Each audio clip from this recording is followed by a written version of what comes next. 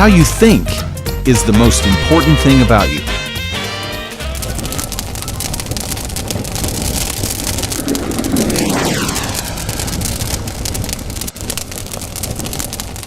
So welcome to Furnace 1 and Session 1.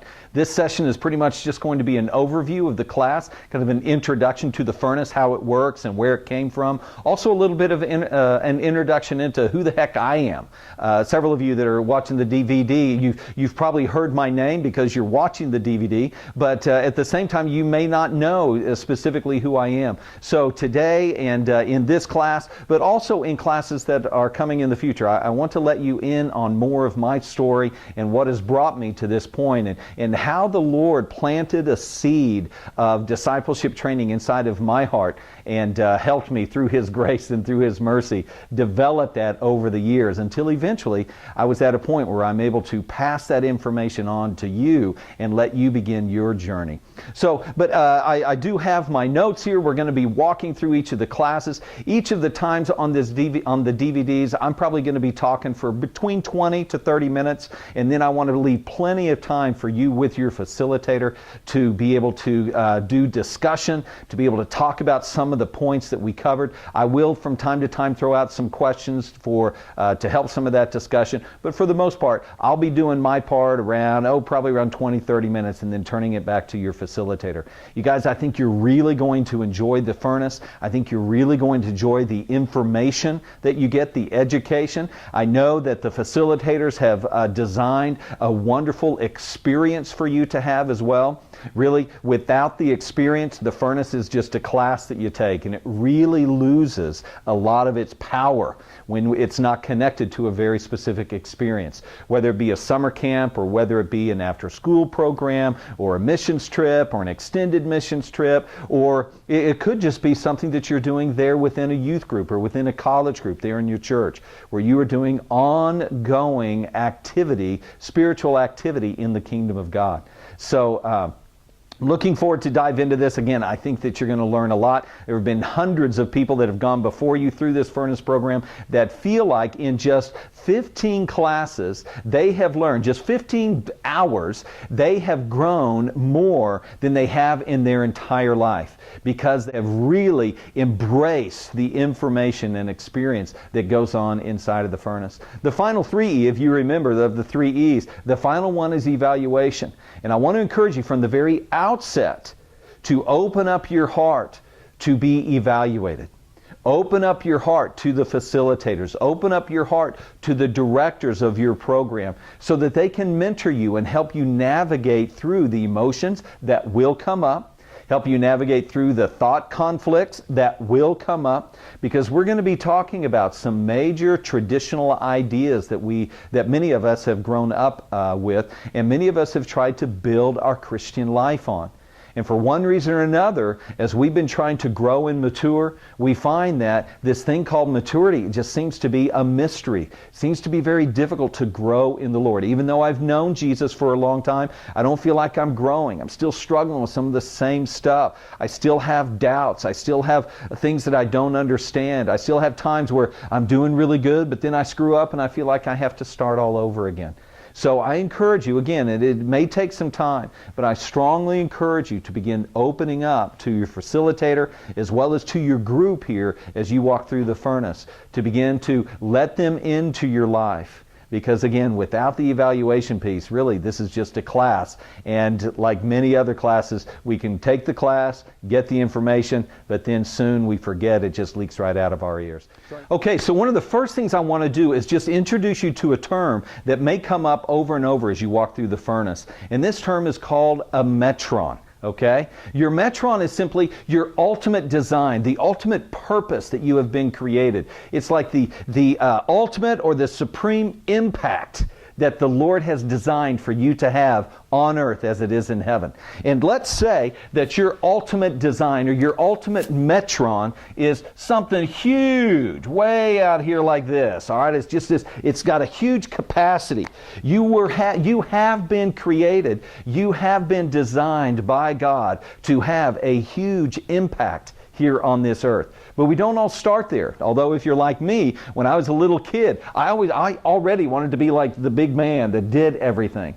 But the Lord has a way of designing our life and putting our life together, overseeing our life and supervising our life, and creating circumstances that help prepare us and grow us into our ultimate design.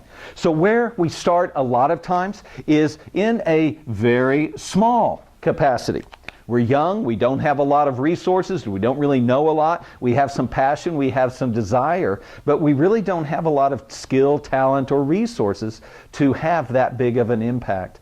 But what the Lord will begin to do, and this is important, we're going to be talking about this quite a bit, but it's very important in the ways of the Lord. What He will begin to do is He will begin to orchestrate circumstances in your life for you to process struggle and process difficulty.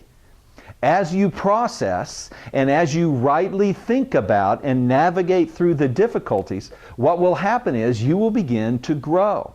And as it happens, what will happen is you'll grow from here and your capacity will increase. And then your capacity will increase again and again, and you can see where all of this is going as you grow. A lot of times I used to think, and this made it really difficult, especially with my life with the Lord, is I thought that growth would be like a linear plane. But what happened, unfortunately, is I would begin to grow and begin to grow, but then I'd mess up. Something would happen. I would do something wrong, either on accident or I would plan it. You probably know what I'm talking about. I would plan it. And then I would feel like because I messed up, I had to go all the way back and start again. Have you ever felt that way?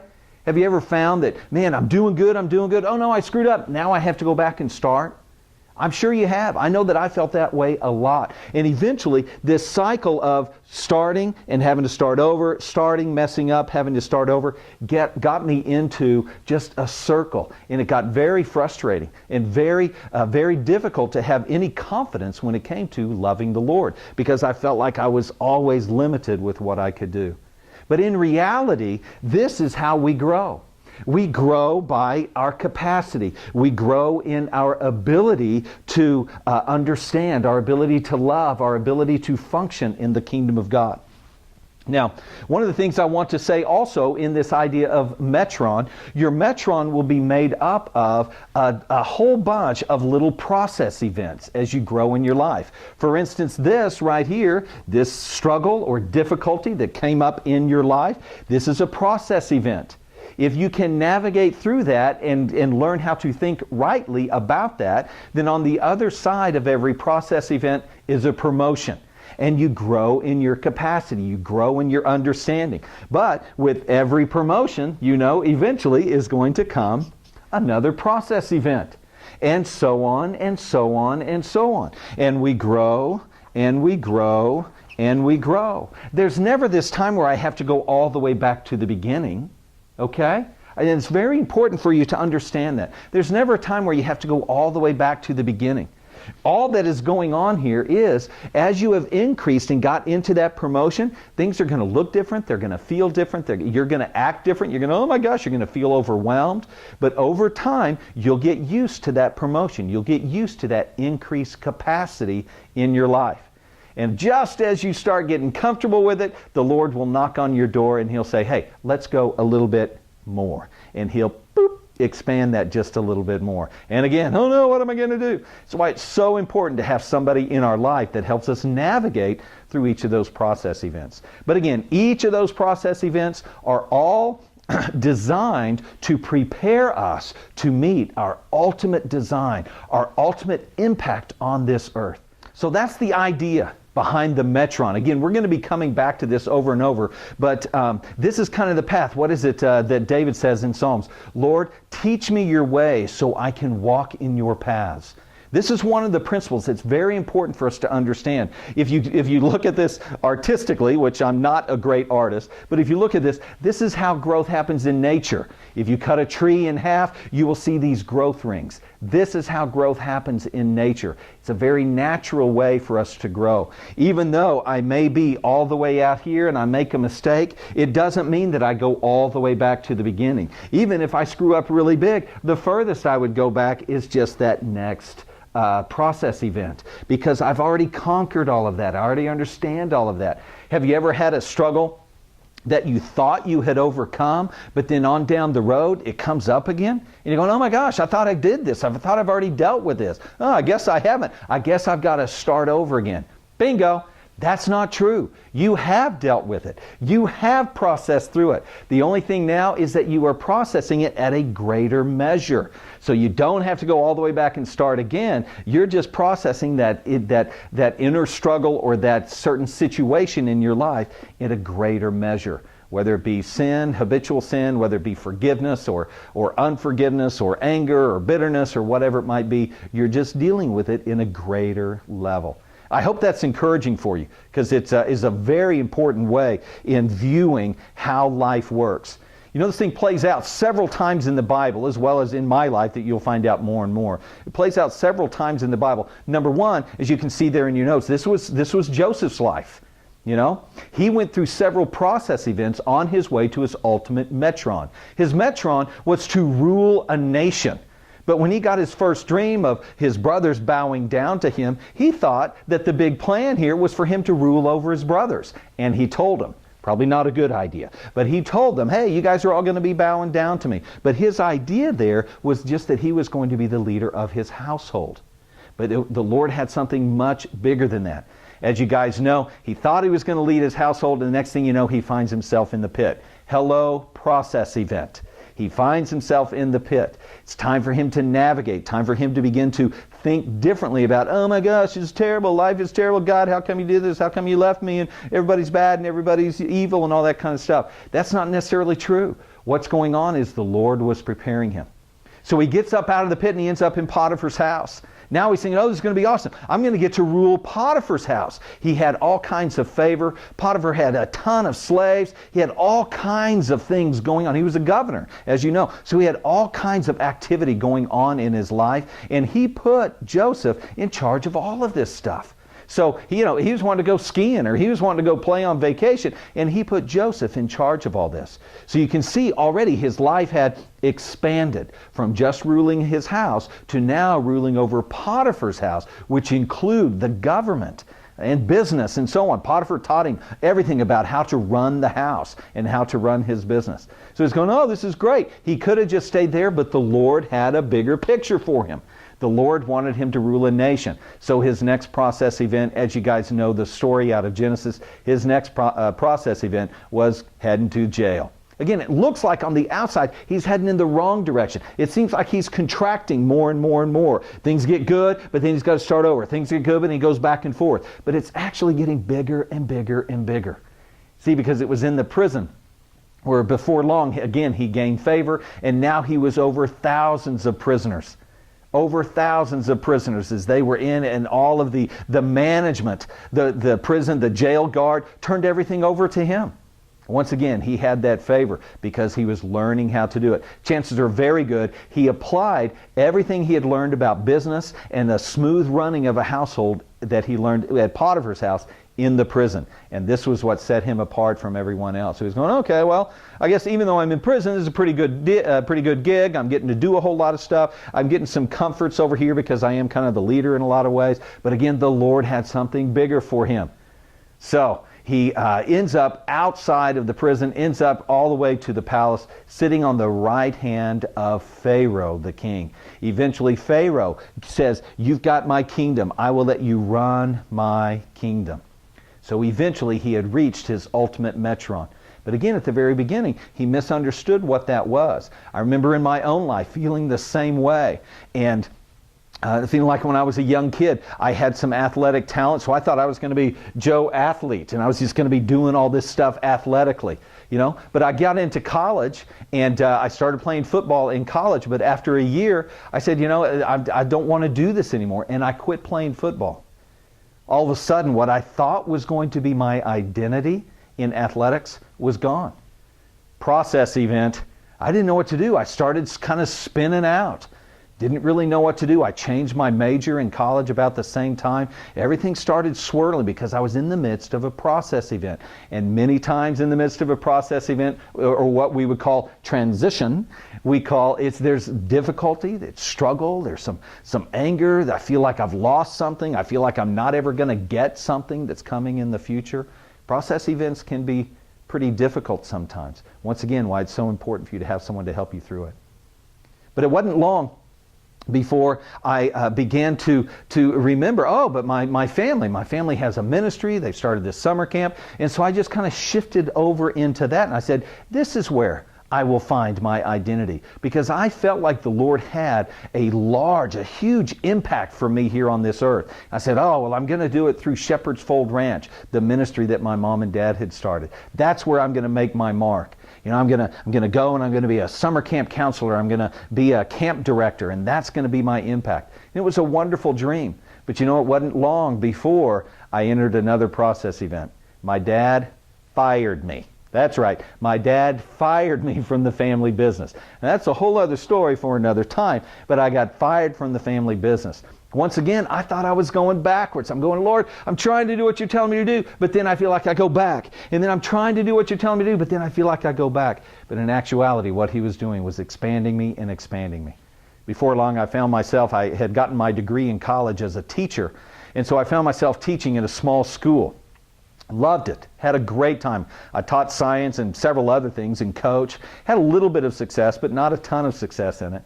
But I was enjoying where I was. It was a small school, so I knew all the kids and they all knew me, but I felt like I was having an impact, and I began to go, all right, this is going to be where I make my mark in life. This is good. This is good. I'm getting to know. I'm with them every day, not just during the summer, but I'm kind of with them because I also went to church at this place as well.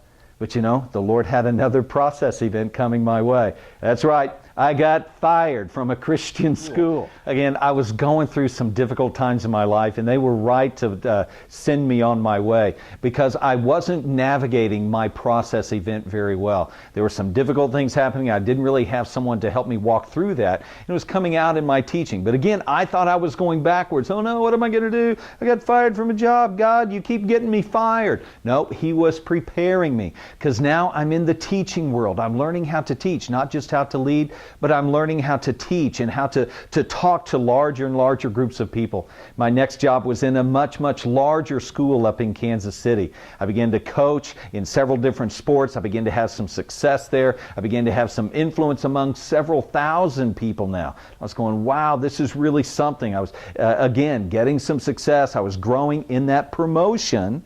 And I was growing and impacting the lives of thousands now each year as a school teacher. But once again, the Lord had a plan. He was going, Clay, I've got an opportunity. And that's when he invited me to come to Avant, Oklahoma to be a camp director. So I decided I would do that. So my wife and I decided we'd move from Kansas City to Oklahoma. What an interesting turn. Now I'm back at my family's business, back at my family's ministry, and I am now the executive director, not just a camp director and not just a counselor, but I'm actually the executive director. The Lord had expanded.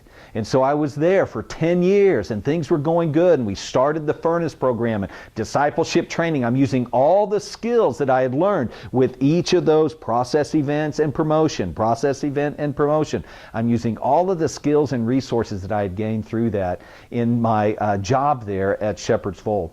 And then finally, after 10 years, the Lord again began to say, Clay, here comes another process event. And I started a company called the Leadership Initiative. And at this point, I've been in the Leadership Initiative, started it as an entrepreneur, and I am learning a ton. And I know that the Lord has more for me and more for me. And now when struggles come and difficulties come and hard things happen in my life, I know that it's all a matter of His plan, that He is preparing me to reach my ultimate metron, for me to reach my ultimate impact and capacity of what He has created me to do. I'm sure there's probably been some difficult times that you've had as you've walked through your life. You might be in something that's very difficult right now. The question is, how are you interpreting it? Are you interpreting it as those people are bad, or the situation is wrong, or something's wrong with God, or something's wrong with me? That would be an inappropriate way to interpret it. I guarantee the Lord is preparing you for a greater measure. And if you can grab somebody to help you navigate through that and help you understand how to think about that struggle, you'll be able to get through it quicker, and you'll be able to step into the next promotion even quicker. So I encourage you to do that, again, with your facilitator, to begin to let them into your life. Talk to them about some of the things that are going on now in your life, or may have been going on a long time ago, struggles that you're still trying to get over, hurts and wounds and pains that you're still trying to get through. How you think is the most important thing about you. And if you think wrongly, eventually you will act wrongly. So the furnace is all about learning how to think rightly. Fantastic. Now, the interesting thing about my story, as well as the story of Joseph in the Bible, is that the destiny was much bigger than just what we were thinking at that very time. You see, I was wanting my desires to be fulfilled. And so my desires were small. I had a limited view of what I thought was going on, and therefore I wanted my desires to be fulfilled. But the Lord, He's not as enthusiastic about fulfilling my desires. What He wants to fulfill is my destiny.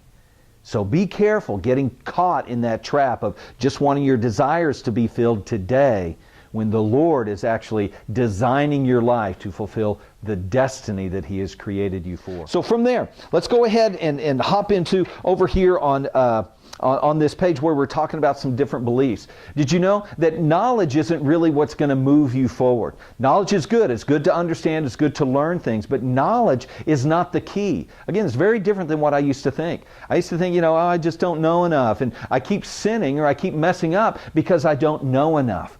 Really, it wasn't about knowing. It was about obeying and submitting. And even today, if I'm not careful, I know a whole lot more than what I'm actually submitting to and obeying with the Lord. He has more and more for us. But you know what I do believe? I do believe that how you think is the most important thing about you. How you process, how you think about God is the most important thing about you. As I said before, I believe that it is possible to love Jesus with your heart and be passionate about Him and still struggle with sin. I also believe that it's possible to live a life free from the battle with sin. Man, can you imagine that? Man, guys, I tell you, up to like mid-30s, I just had all this battle, and I just felt like I never could get free from it. But the Lord brought me through, helped me learn how to think rightly about that, and I've been set free from the battle with sin. It's a wonderful way to live, and I want to encourage you to continue to move to that same revelation in your life. Also, I believe that even though there's a lot of statistics about 18 to 24-year-olds being lost from the church and everything like that, I feel very strongly that there are a ton of 18 to 24-year-olds that are passionate about Jesus. And what you're looking for is a way to express it. You're just not finding it in the traditional ways. You're looking for other ways to express. I hope that your time in the furnace gives you an opportunity to express your passion for Jesus. Because once again, your action is connected to your belief, not just to your knowledge. I'd like to finish up just a little bit talking about journaling. Okay, journaling is going to be a big part of the furnace. It's a big part of any development, personal development, spiritual development. It's a big part of growth. It's keeping track. All journaling is keeping track of the path. Because you'll find eventually as you reach and move towards your ultimate metron, once you get out into this area, you will learn that it's not just about you getting bigger, but it's about you getting bigger and increasing your capacity so that you can help others. So it's very important to keep track of the path. What were you thinking? What was going on in your life? How were you processing things early on? As opposed, and also, as you grow, how is that growth, how is your thinking, and how is your process changing? I started journaling back in 1988, and I'll get into that a little bit later about my life in journaling and so on, but I've been journaling for almost 25 years now. And it's not just what I have learned about journaling, but it's also what I've learned from journaling. And I used to journal when I was a little kid, and you probably know this experience. You get something, you start writing in it, you do like 3 or 4 pages, and then all of a sudden you stop and it goes on the shelf. And then, I'm going to journal, and you start another thing. Before long you have like a shelf full of like 3 or 4 pages in each one. Because you start and stop, start and stop. and get kind of frustrating, and eventually go, that journaling thing, I'm not going to do it. If you're not a journaler, that's okay, but I strongly encourage you to work on practicing becoming a journaler, because it's very important to write it down. When you write it, you own it. So I want to talk about a few things that keep people from journaling. Obviously, I think a lot of times people don't want to journal just because they're afraid that somebody could read it. They're afraid that somebody would see it and all of a sudden they would know. Even if I am going to journal, I'm going to make it very fluffy. I'm going to keep it right on the surface because I don't want anyone to know what's going on down deep.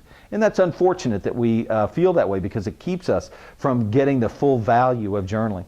But also, sometimes people don't want to journal because they don't want to get in touch with all of their feelings. And journal is all about the feelings and emotions and everything like that. Yeah, it can be, but you don't have to go there. A lot of times that can be overwhelming and be very intimidating for people. You open up, you got that blank piece of paper, and you feel like, oh my gosh, I've got to write deep thoughts. But you don't have to start there. So let's take a look really quick at 6 different levels of journaling, okay? They don't all have to be these deep thoughts, but it can start with something that's very simple, something that we're probably very familiar with already in our journaling. And this very first level in journaling is what I call just the data level. This is where you're just writing about events and people that are in your life, maybe situations and things that are going on. You know, I'm going to this school, this is what happened today, and this is what Susie did. But it's just very, pretty non-threatening. It's just talking about what's going on. You can even talk about the weather and what it's been like. Hey, we had a snow day today or something like that. Just basic data about your daily life. Now the next level, if you would like to go there, the next level is just where we begin to write about how those, the effects of those things that are going on, how they are affecting us. If we want to talk about a specific thing that's going on in our life, and this is how it's affecting me. Not necessarily these are my feelings, it's just this is how it's changing my world.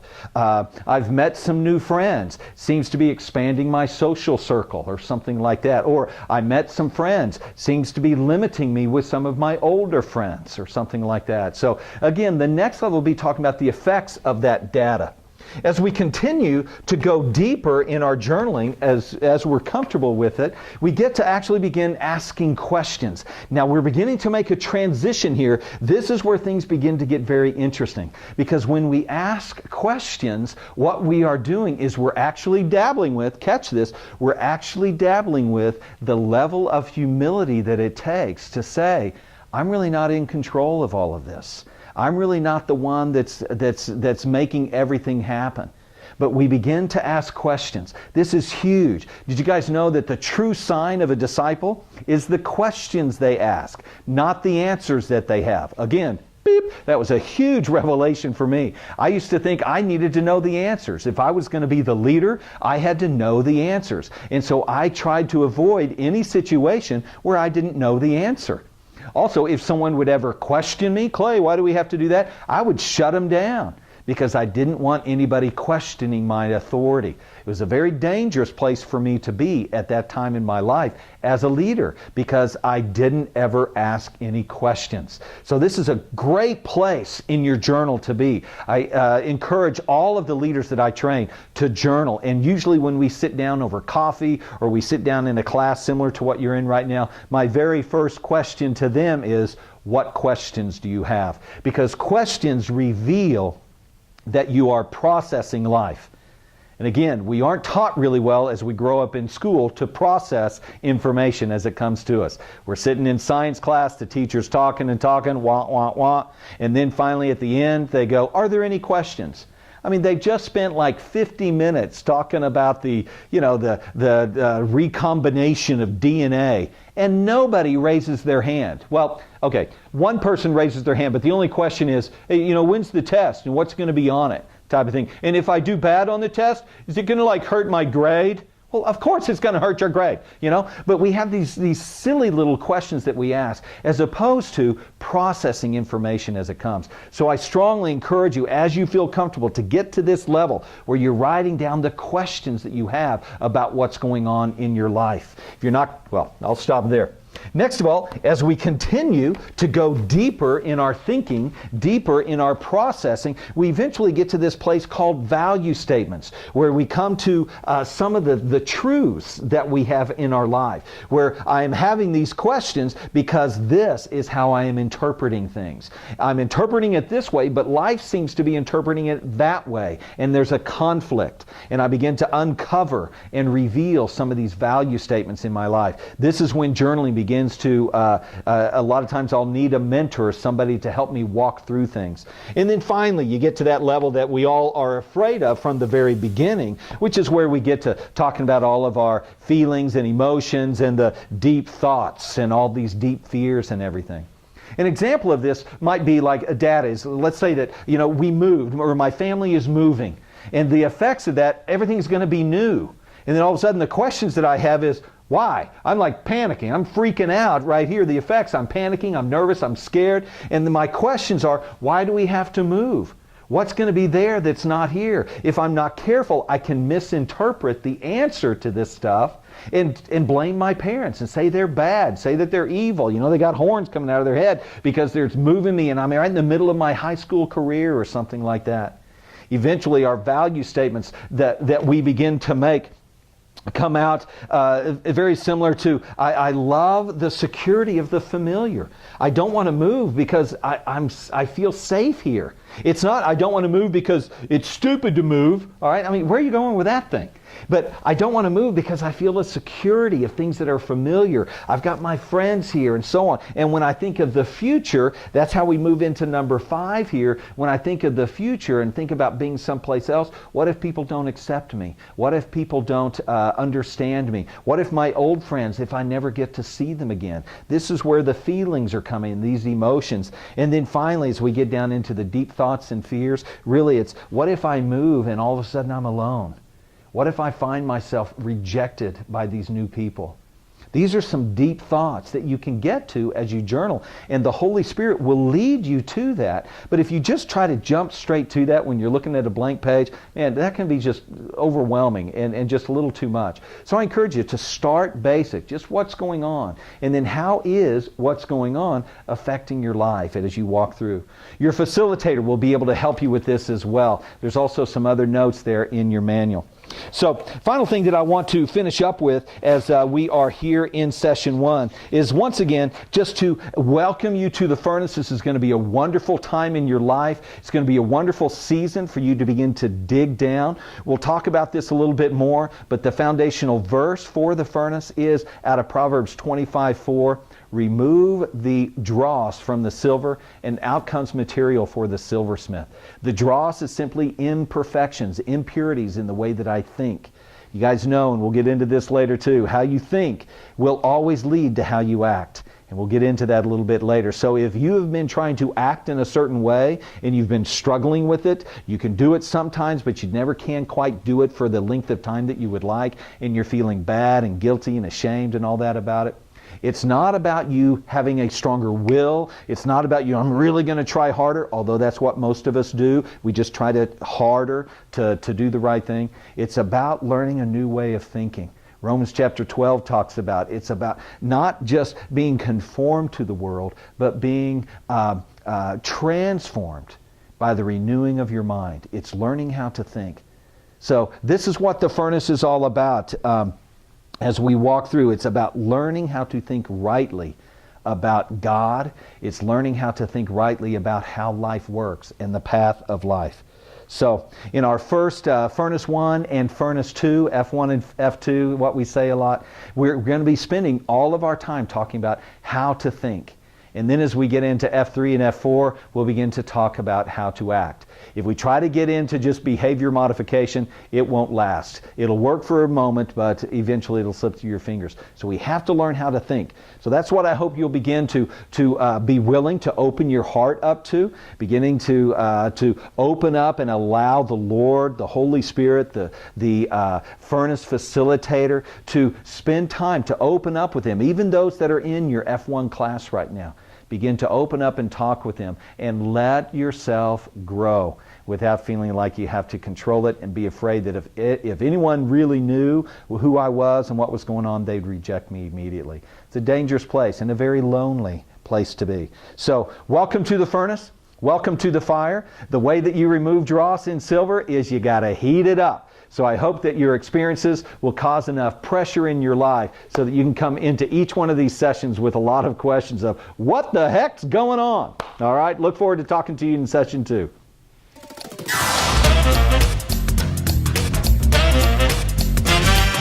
How you think is the most important thing about you.